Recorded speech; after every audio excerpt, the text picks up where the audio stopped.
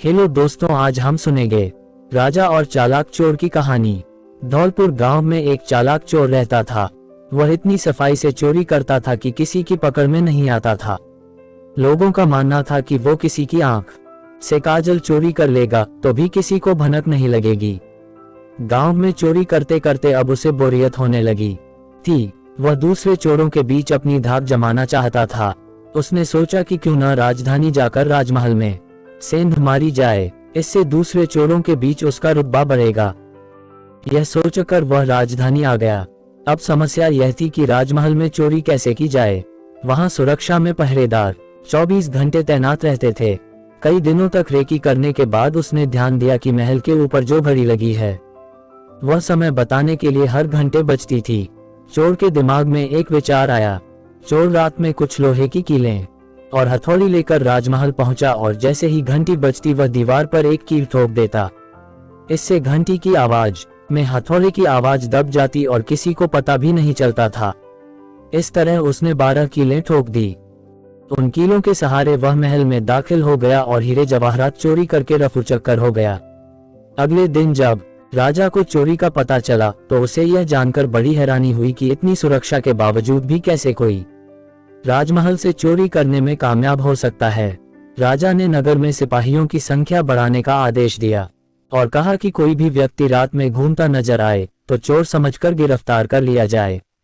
दरबार में ऐलान के वक्त चोर भी भेष बदलकर मौजूद था। उसने चालाकी से पता लगा लिया कि कौन कौन से सिपाही इस काम के लिए चुने गए हैं। उसने उन सिपाहियों के घर का पता लगाया और साधु का भेष धारण करके उनके घर पहुंच गया। वहां उसने पाया कि सभी सिपाहियों की पत्नियां चाहती थी कि उनका ही पति चोर को पकड़े। इस बात का फायदा उठाते हुए उसने सभी की पत्नियों को कहा कि पूरी रात तुम्हारे पति चोर की तलाश में बाहर रहेंगे। इस बीच चोर तुम्हारे पति का वेश धारण कर घर में घुसने की कोशिश करेगा। भले ही वह तुम्हारे पति की आवाज निकाले, लेकिन तुम उसे अंदर मत आने देना और गर्म कोयला फेंकना। इससे चोर घायल हो जाएगा और पकड़ा जाएगा। पत्नियों ने हामी भर दी। वहीं सिपाही पूरी रात गश्त करते रहे और चोर की तलाश करते रहे। सुबह के 4 बजे गए थे। सभी सिपाही चोर को ढूंढते ढूंढते थक गए। तभी सारे सिपाहियों ने सोचा कि अब घर चलकर थोड़ा आराम कर लेते हैं। जब वे घर पहुंचे और दरवाजा खटखटाया तो पत्नियों को शक हुआ। उन्होंने सोचा कि साधु की बात सच हो गई। जरूर ये चोर है जो भेष बदल कर आया है। वे जलता हुआ कोयला अपने पतियों पर फेंकने लगी। इससे सारे सिपाही घायल हो गए। उन्हें अस्पताल में भर्ती कराना पड़ा। दूसरे दिन राजा को जब सारी बात पता चली तो वह चिंतित हो गया। उसने फौरन कोतवाल को आदेश दिया कि जितनी जल्दी हो सके उस चोर को पकड़कर हाजिर किया जाए। कोतवाल ने शहर में पहरा देना शुरू कर दिया। इस दौरान कोतवाल को एक युवक आता दिखा। कोतवाल ने उस लड़के से पूछा, कौन हो तुम? युवक ने कहा, मैं चोर हूँ। कोतवाल को यकीन नहीं हुआ। भला इस तरह कोई खुद को चोर कैसे बता सकता है? उसे लगा युवक मजाक कर रहा है। कोतवाल ने आगे कहा, अगर तुम चोर हो तो चलो, तुम्हें जेल में बंद करने का आदेश मिला है। वह युवक चोर तैयार हो गया। कोतवाल उसे लेकर एक कमरे में गया, जिसे देखकर चोर ने बोला कि कोतवाल साहब, इस जेल को तो कोई भी खोल सकता है। कोतवाल बोला, इसे खोला नहीं जा सकता।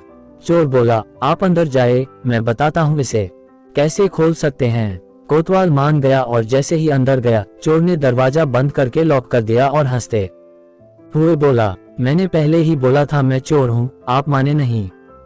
कोतवाल पूरी रात जेल में बंद रहा।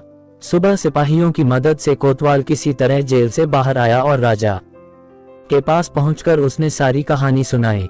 पूरी बात सुनकर राजा दंग रह गया। अब उसने खुद चोर को पकड़ने का फैसला किया। रात होने पर राजा ने गश्त देना शुरू कर दिया। इस दौरान चोर ने साधु का भेष बनाया और एक पेड़ के नीचे धूनी जमा कर बैठ गया। गश्त के दौरान राजा इधर उधर के चक्कर काट रहा था। इस दौरान उसने पेड़ के नीचे साधु को बैठा देखा तो पूछा कि बाबा, इधर से किसी अजनबी इंसान को जाते देखा है क्या? साधु के भेष में बैठा चोर बोला कि मैं ध्यान में था, इसलिए देख नहीं पाया। इस दौरान राजा को एक विचार आया। उसने तय किया कि वह साधु की पोशाक पहनकर पेड़ के नीचे बैठकर नजर रखेगा और साधु चोर को अपने कपड़े पहना देगा ताकि वह नगर के चक्कर लगा सके। पहले तो चोर इस बात पर राजी नहीं हुआ, लेकिन काफी चर्चा के बाद वह राजा के कपड़े पहनने के लिए राजी हो गया। राजा साधु के भेष में पेड़ के नीचे बैठ गया। इस दौरान चोर ने राजा के कपड़े पहने, घोड़े पर बैठा और महल जाकर आराम से सो गया। जब पूरी रात गुजर गई, सुबह के 4 बजे के करीब राजा को लगा कि साधु तो अब तक लौटा नहीं और न ही कोई अजनबी इस रास्ते से गुजरा, तो उसने महल लौट जाने का फैसला किया। जब वह महल के फाटक के पास पहुंचा तो पहरेदारों ने सोचा कि राजा तो काफी पहले महल आ चुके हैं, ये जरूर कोई बहरूपिया है। उन्होंने राजा को बहरूपिया समझकर जेल में डाल दिया। भोर होने पर एक संतरी ने राजा को पहचाना और जेल से बाहर निकाला। वह राजा के पैरों पर गिरकर माफी मांगने लगा। राजा ने उसे माफ कर दिया। राजा ने महल पहुंचकर देखा कि चोर रात भर उसके बिस्तर पर सोया और उसी की पोशाक में फरार हो गया।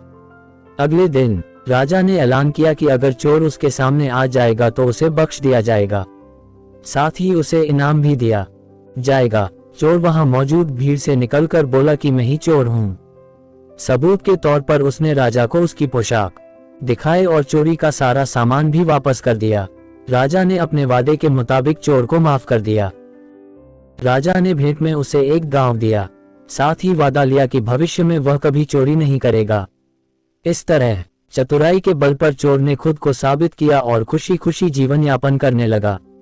तो हमारे प्यारे दोस्तों, इस कहानी से हमें यह सीख मिलती है, अगर इंसान में बुद्धिमानी और समझदारी है तो वह विषम परिस्थितियों में भी खुद को साबित कर सकता है। धन्यवाद।